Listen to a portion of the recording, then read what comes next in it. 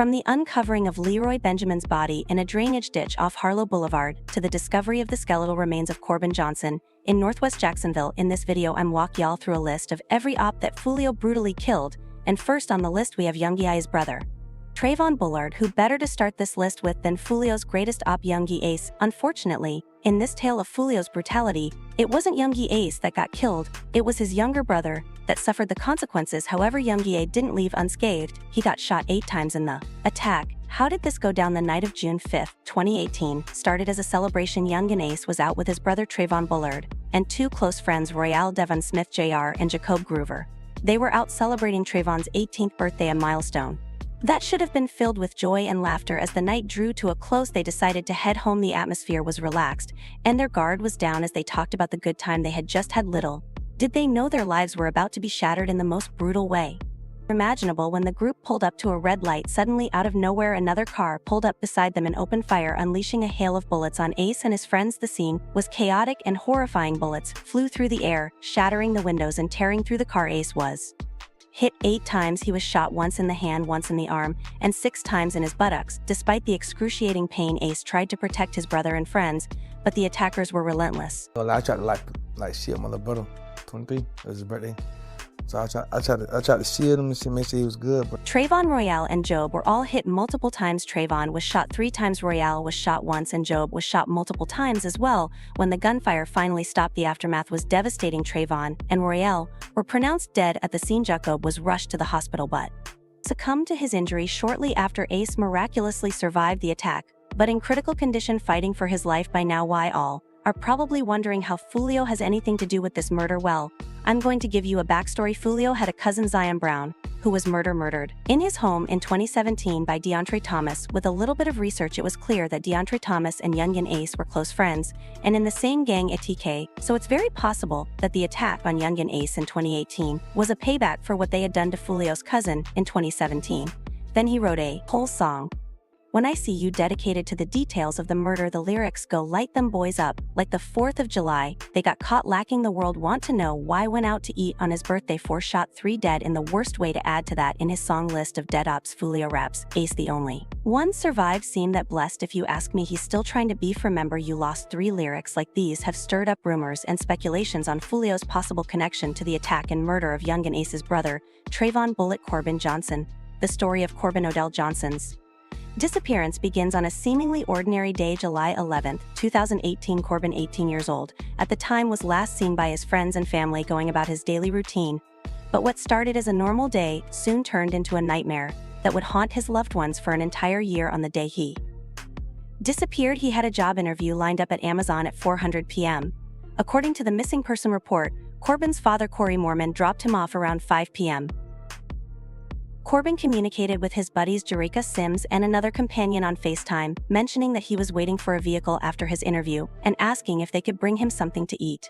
For his final time, Melissa Mormon, Jack Corbin's mother, saw him around 9:30 p.m., 45 minutes after Corey picked him up for another job interview with UPS and took him to his mother's home on Biscayne Bay Circle. That evening, his father informed the police that he had texted him at around 8:45 a.m.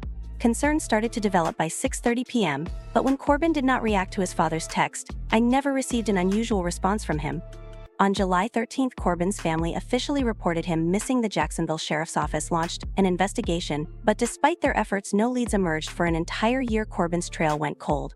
The community rallied together, organizing search parties and spreading awareness, but there were no clues, no signs, and no answers. The pain of not knowing what happened to Corbin weighed heavily on his family and friends. Then on the evening of July 11, 2019, exactly 1 year after Corbin's disappearance, a man clearing land on the city's northwest side made a gruesome discovery. Using his tractor, he unearthed skeletal remains wrapped in a plastic-style bag. The Jacksonville Sheriff's Office later identified the remains as those of Corbin Johnson. Y'all are probably in shock at the details of this gruesome murder, but over the years, Julio has dissed the boy in more than 5 songs. We're talking List of Dead Ops, List of 2, and CCGG, to mention a few. In List of Dead Ops PT2, Foolio rapped, "Corbin got kidnapped, they found his bones, he was rot," and to add to that, he made this tweet, "I MMA used Corbin thigh bone at Top Golf is a golf club, the whole one," further disrespecting his death. Stuff like this makes people wonder If Foolio had something to do with Corbin's mysterious kidnapping and murder, Prosper Natron Johnson smoking Prosper and Tay died on the same day.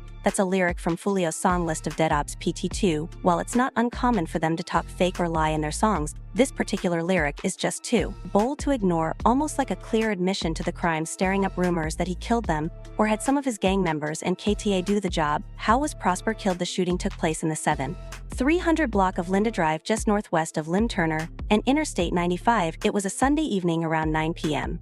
on Linda Drive when 3 men were ambushed and riddled with bullets, leaving the 3 men dead and 2 women injured. The victims of this horrific incident were 17-year-old Prosper Natron Johnson, 26-year-old Bobby Norris, and 20-year-old D.A.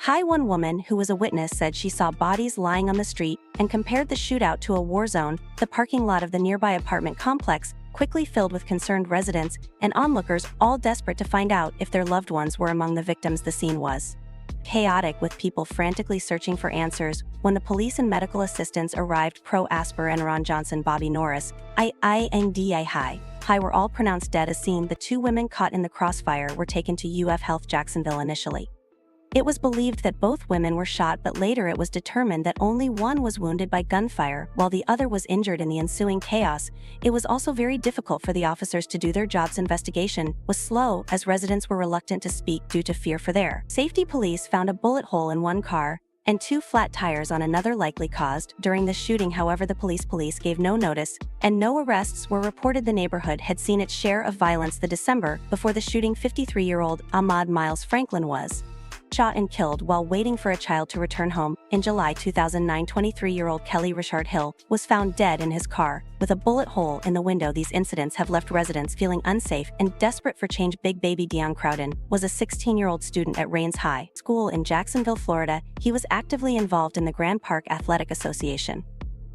where he played football. Devon's mother had just dropped him off at the bus stop so he could catch the bus to school. It was a routine morning, just like any other, but a short time later everything changed at approximately 6:30 a.m. When police arrived at the scene on December 10, 2014, they discovered Devon's body lying in the street. Multiple gunshot wounds, more than a dozen shell casings marked the scene, a grim reminder of the violence that had occurred.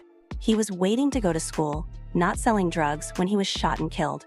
"This is concerning," said neighbor Daryl Alliston, who knew Crowe before he was killed. Crowe explained in a series of interviews how he got shot at 15. The story goes that he had a fight at his school, which led to his expulsion and forced to transfer to a different Jacksonville school, which just so happened to be in his ops neighborhood. Sent me to this school, right, in my ops neighborhood. So one of the boys from that hood actually died that morning. On the morning of his first day of school, a kid who was about to board the bus to school was shot dead, and the classmates blamed him for the murder. During the school period, Foolio went on Facebook to make fun of the boy that was killed on the bus, further intensifying the problem after school hours. Foolio took the bus home, and as he stepped off, he was ambushed and shot multiple times in his waist. Luckily, he survived and was rushed to the hospital. In light of these 2 incidents, there have been rumors that Foolio is probably responsible for the death of Devon Crowden. Also, fast forward to 2021. Foolio would also rap about the incident in his song list of Dead Ops, with the lyrics going, "Big Baby got caught lacking on the bus, was going to school, Savage Lenford Smith, on a seemingly ordinary Friday." The Jacksonville Sheriff's Office, or JSO, made a grim discovery that would send shockwaves through the community. Inside a home on Broadway Avenue, just 1 block north of Beaver Street, the bodies of 2 men were found shot to death. The victims were identified as 26-year-old Leonard S.M. Smith and 25-year-old Charles Eunice Lenford Smith. Had lived in the neighborhood for several years and was often seen tending to his garden or chatting with neighbors. Charles Eunice, on the other hand, resided on Florida Avenue on Jacksonville's east side. Despite living in different parts of the city, Eunice was a frequent visitor to Smith's home, and the 2 shared a close friendship. The discovery of their bodies marked the beginning of an intense investigation on that fateful Friday evening. Police officers thoroughly processed the homicide scene, speaking to witnesses and gathering evidence. Despite their thorough search, no gun was found inside the home. This crucial piece of evidence remains missing, adding another layer of mystery to this already puzzling case. The absence of the weapon left investigators with more questions than answers, and the community is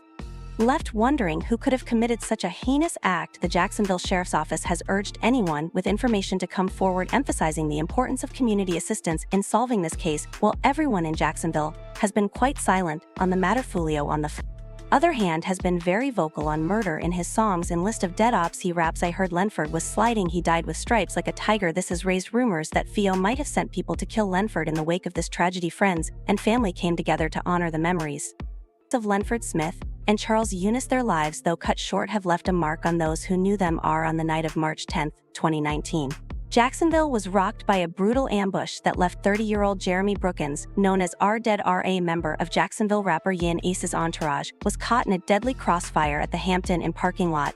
This event unfolded just hours after Young Ace's concert, turning a night of celebration into a nightmare. The night started like any other for Young Ace and his entourage. The rapper, whose real name is Key Bullard, was performing at a nightclub in Waycross, Georgia. The energy was electric, the crowd was hyped, and the night seemed destined for success. Among the entourage was 30-year-old Jeremy Brookins, known to his friends and family as R. He was an aspiring rapper from Jacksonville, eager to make his mark in the music industry. R. had dreams of rising to fame alongside Young A. He was passionate about music and saw this as his chance to break into the industry. But as the night progressed, the celebration would take a dark and tragic turn. After the concert, Young Ace and his entourage, including R, checked into the Hampton Inn in Was. In the early hours of March 10th, gunfire erupted in the hotel parking lot. High-powered rifles were used in the attack, and it was clear that this was a targeted ambush. The Silent had planned their attack meticulously, waiting for the right moment to strike. R, unaware of the danger lurking in the shadows, was caught in the crossfire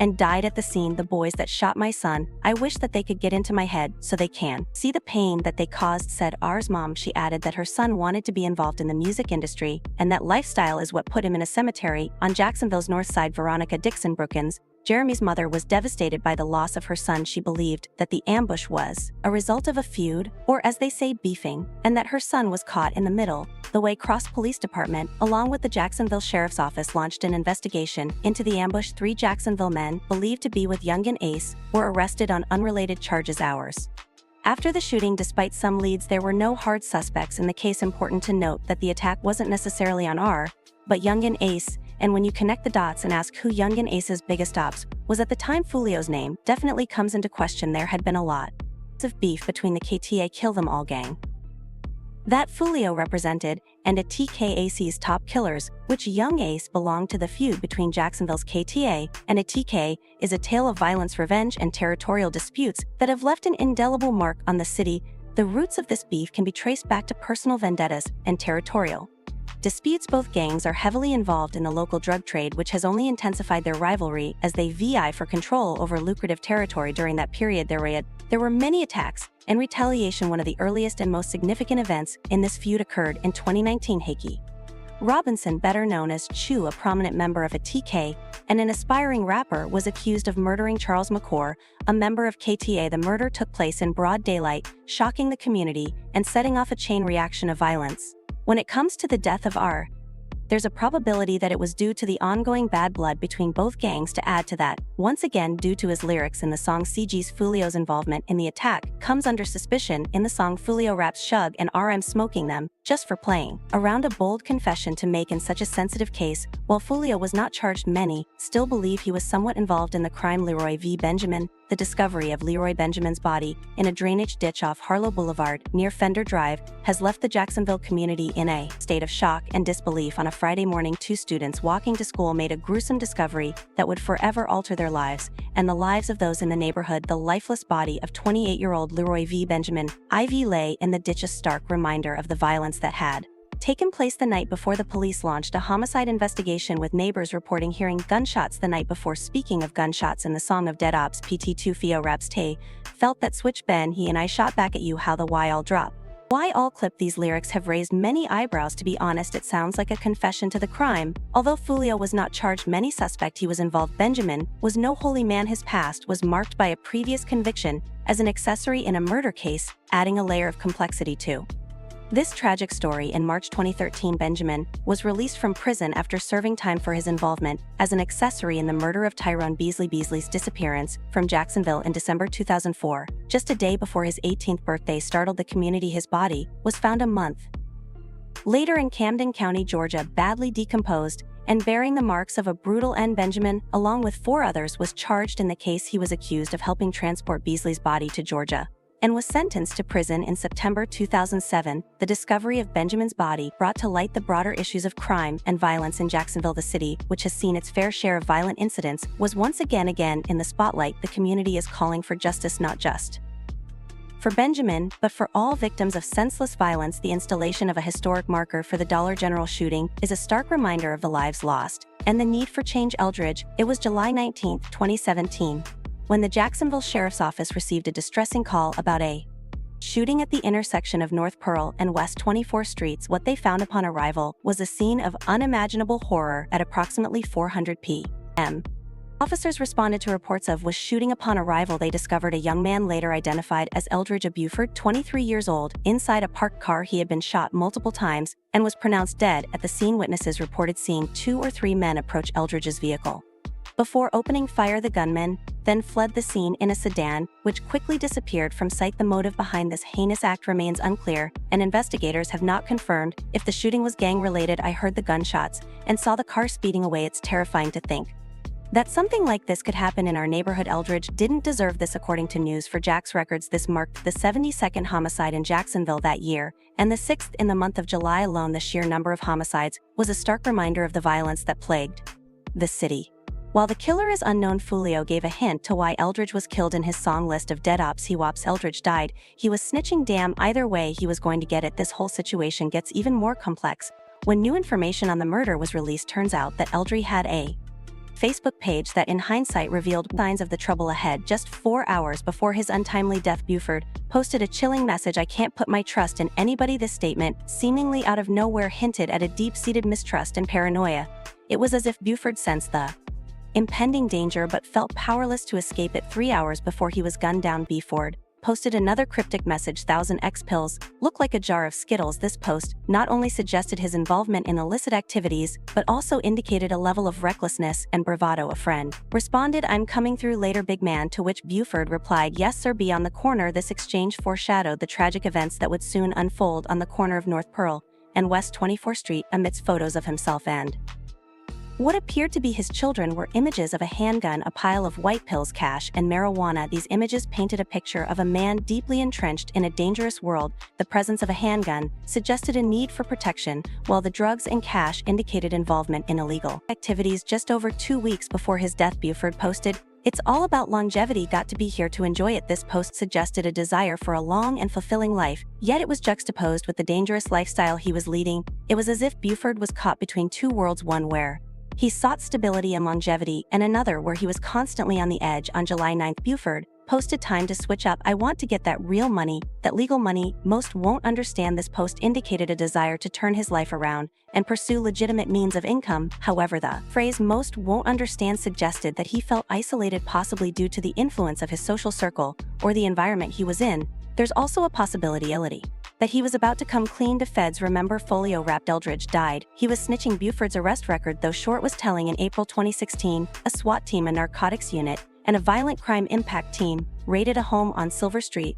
They found Buford inside with crack cocaine, marijuana pills, a rifle, and a handgun. He pleaded guilty to possession of cocaine and received time-served probation and a fine. In 2014, another SWAT team raid on West 25th Street led to his arrest for possession of cocaine. Again, he pleaded guilty and received time served and a fine. The tragic events that unfolded on Pearl Street were a stark contrast to Buford's aspirations for a better life. As he sat in his new red Mazda 6, 2 to 3 men approached and opened fire, leaving him with no chance to escape. The 14 bullet holes that peppered the wall behind where the Mazda sat were a grim testament to the violence that had erupted. That's it for every op that Foolio brutally killed. If you enjoyed watching this video, click on one of the boxes on your screen to watch similar content.